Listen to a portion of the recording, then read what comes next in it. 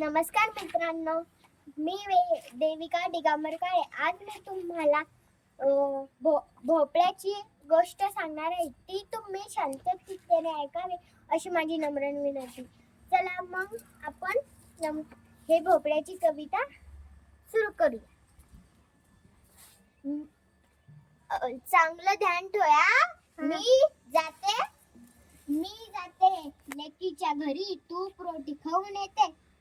हा, मग तू लक्ष ठेव बरं. इथं ना लांडगे वाघ राहते, म्हणून मी चालले लेकीच्या घरी. मन सांभाळून जा. बर, मी जाते आता. हा, खडे टाकले. अगं बाई, इथं तर लांडगा दिसला. थांब जरा, लेकीच्या घरी जाते, तूप रोटी खाते, मग तुम्हाला खा. पण नक्की या. बरं, मी नक्की करेन. इकडे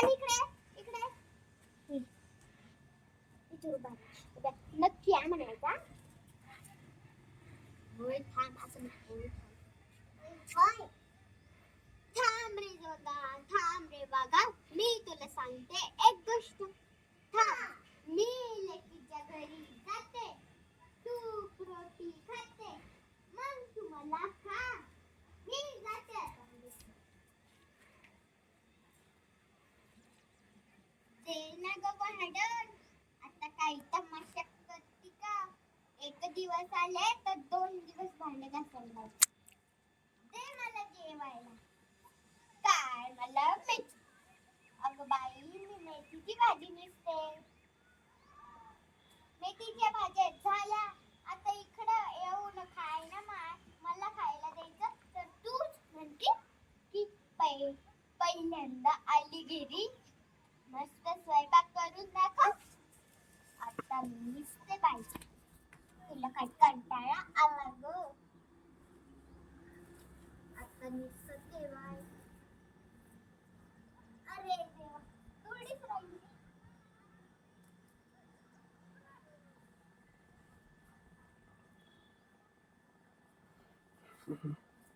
काय बाई, तमाशात करायला लागली तर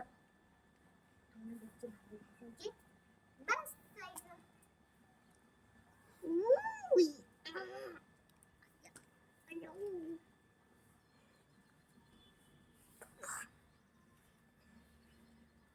आता मी भाजी करून येते.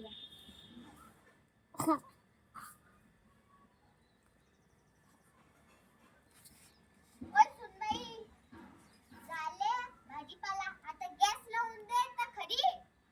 का बसती नुसती मोबाईल पाहत? इकडून तिकडून आली, मोबाईलच पाहत आहे.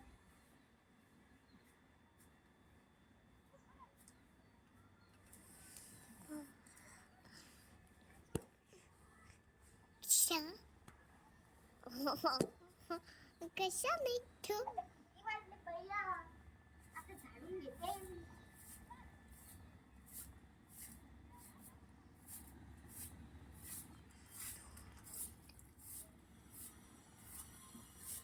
अगं बाय, मला काही काम करू लाग, नुसतं मोबाईल मध्ये गुंग राहती. डोळे गेले तर समजन तुला. काम नाही धंदा नाही, नुसतं मोबाईल मध्ये राहती. नवऱ्याला म्हणती, भांडे घास, धुणं धुवा. झालं माझं काम. पाहुणे आले तर चहा.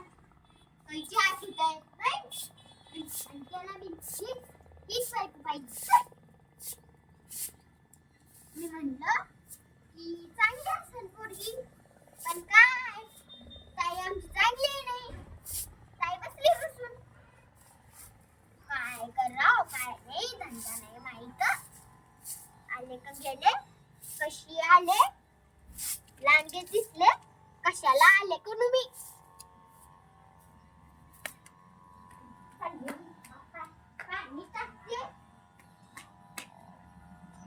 आता पाणी नाही टाकी तर